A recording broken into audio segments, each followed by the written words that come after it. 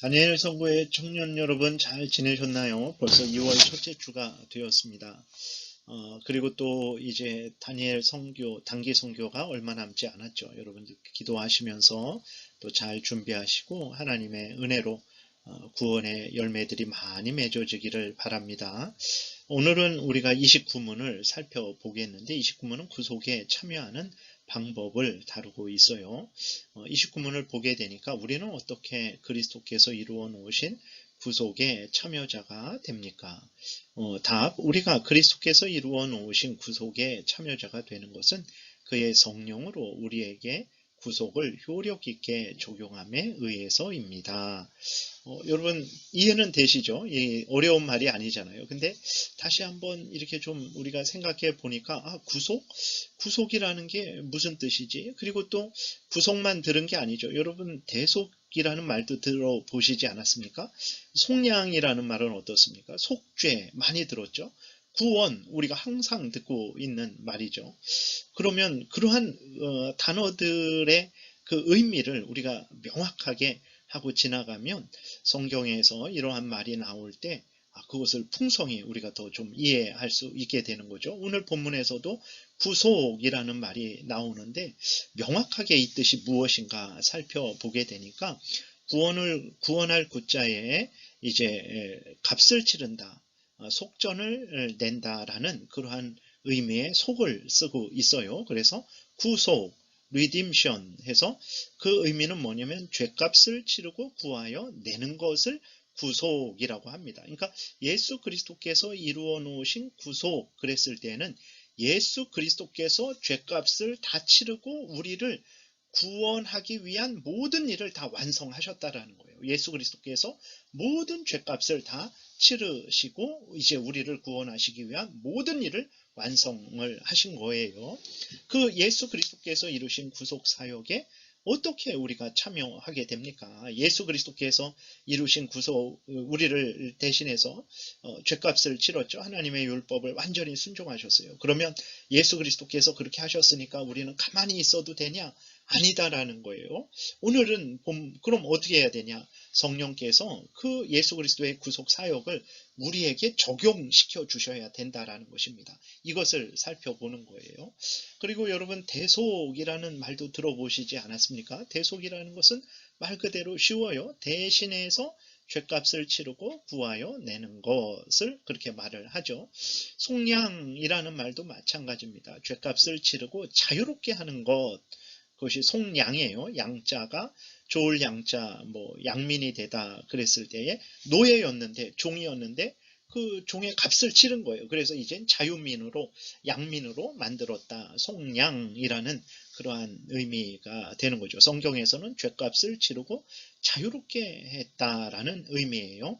속죄라는 것도 죄값을 치르고 화목하게 되었다. 누구랑 화목하게 되었습니까? 하나님과 화목하게 되었다라는 거예요. 이전에는 죄로 인해서 우리는 하나님의 원수였고 하나님과 교제가 완전히 단절됐죠. 그런데 예수 그리스도께서 그 죄값을 다 치르셔서 우리가 하나님과 이제 화목하게 되었다라는 말을 할 때 속죄라고 말을 합니다.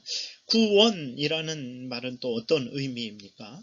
죄의 권세로부터, 죄의 형벌로부터, 죄 가운데 역사하는 사탄 마귀로부터 구하여 내시고 하나님의 자녀 삼아 주시고 천국을 상속해 주시는 것을 구원이라고 말을 하는 거예요. 그러니까 이 모든 말들이 구속, 대속, 속량, 속죄, 구원, 이 모든 말들이 하나님이 우리를 구원하시는 그 구원을 이렇게 저렇게 여러 다른 이제 방향에서 말을 한 거죠. 그래서 구속, 대속, 속량, 속죄, 구원이라는 의미를 여러분들이 명확하게 잘 이해하셔서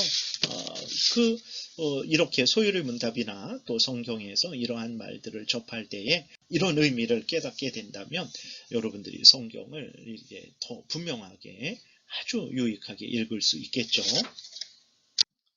좀 이제 구체적으로 좀 들어가 보겠습니다. 1번 그리스도께서 이루신 구속의 참여자가 되기 위해서는 예수 그리스도를 믿어야 됩니다. 그렇죠.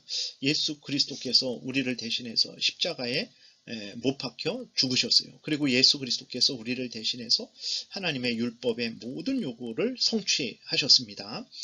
그러면 예수 그리스도께서 그냥 십자가에 못 박혀 죽으셨으니까, 하나님의 율법을 다 성취하셨으니까 우리는 가만히 있어도 저절로 구원을 받는 것이냐? 아니죠. 성경에서는 뭐라고 말하고 있습니까?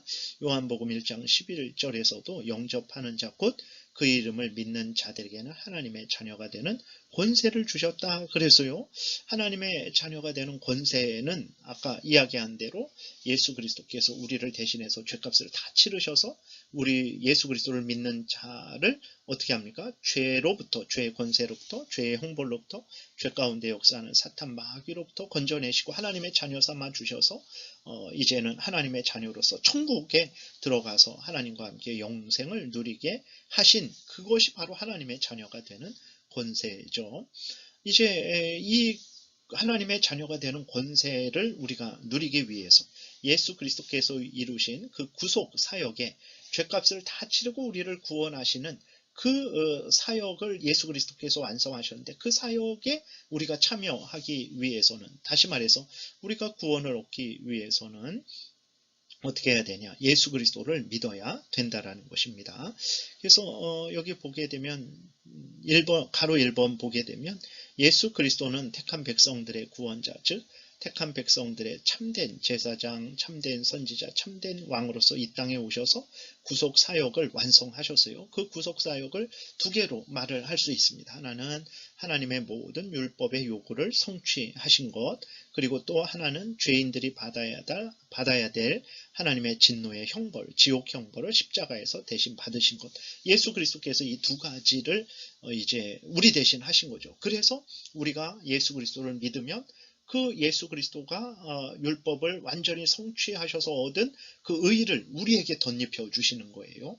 그리고 우리가 받아야 될 그 죄에 대한 형벌을 예수 그리스도가 대신 받은 걸로 하나님이 여겨주셔서 우리를 하나님의 자녀 삼아 주시고 천국에 들어가서 영생을 누리게 하시는 거죠. 다시 말해서 구원해 주시는 것입니다. 그러니까 예수 그리스도가 우리 대신 하나님의 율법을 완전히 성취하셨고 우리가 받아야 될 지옥 형벌을 받으셨죠.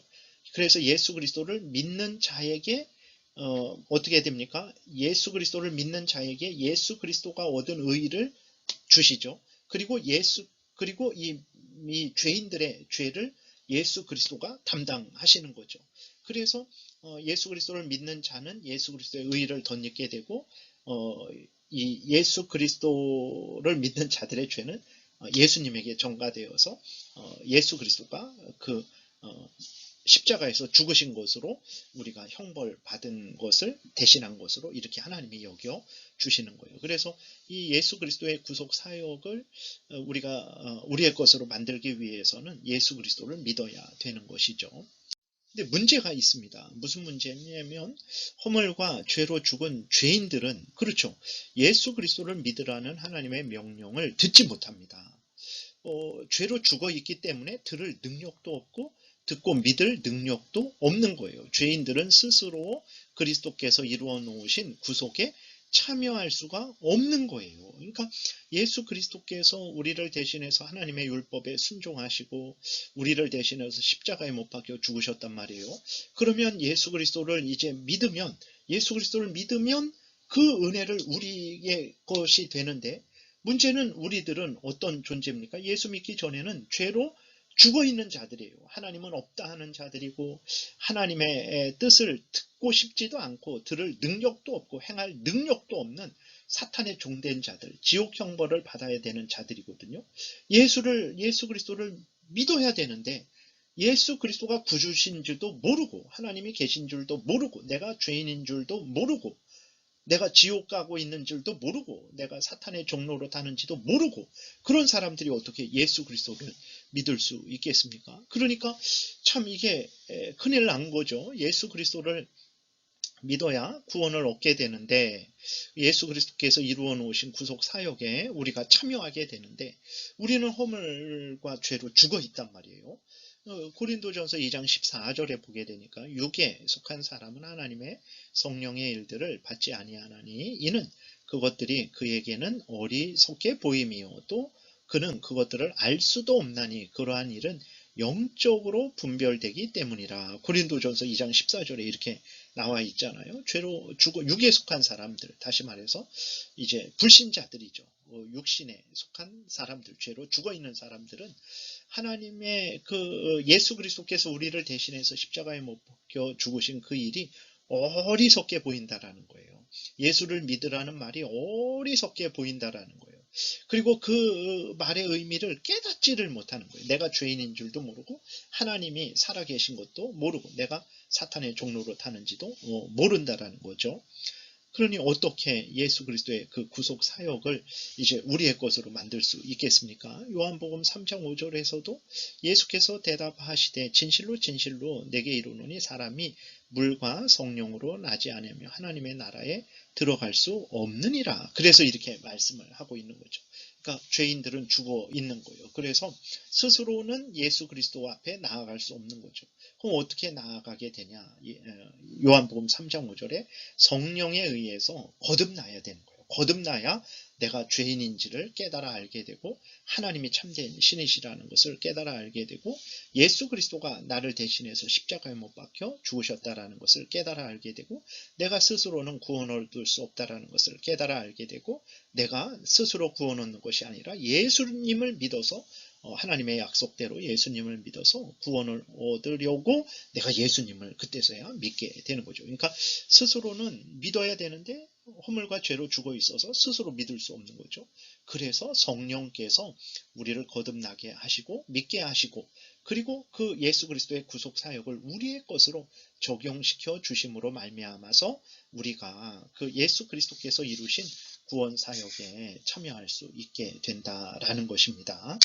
예, 오늘은 그래서 여기까지 하겠습니다. 시간이 좀 지나서 나머지는 다음 시간에 또 이렇게 살펴보는 것으로 하겠습니다. 여러분들 또 평안하시고 또 건강하시고 또 남은 단기 선교를 위해서 열심히 준비하시고 저도 또 이곳에서 이렇게 기도를 하겠습니다. 기도드리겠습니다. 하나님 아버지 감사합니다. 우리는 하나님도 알지 못하고 예수 그리스도가 구주신 줄도 알지 못하고 예수 그리스도를 믿어야 구원 얻는다라는 말도 이해하지 못하고 또 듣지도 못하고 또 듣고 믿고 행할 수 있는 능력도 없는 자들인데 하나님께서 창세전에 우리를 사랑하셔서 예수 그리스도를 보내주시고 예수 그리스도가 우리를 대신해서 이 모든 구원 사역을 구속 사역을 이루시고 또 성령께서 우리를 거듭나게 하셔서 예수 그리스도를 믿음으로 말미암아 우리가 하나님이 예수 그리스도 안에서 주신 이 구원에 동참하게 되었음을 깨달아 알게 되었습니다. 하나님 아버지 크신 은혜 내려주시고 우리의 구원이 이렇게 하나님에 의한 것이라는 것을 분명히 깨달아 알고 전적으로 하나님께 감사하게 도우소서. 하나님께서 항상 지키시고 보호하시기를 바라고 예수님 이름으로 기도드렸습니다. 아멘. 예, 다니엘 선교회 청년 여러분 잘 건강하게 평안하게 지내세요. 다음에 뵙겠습니다.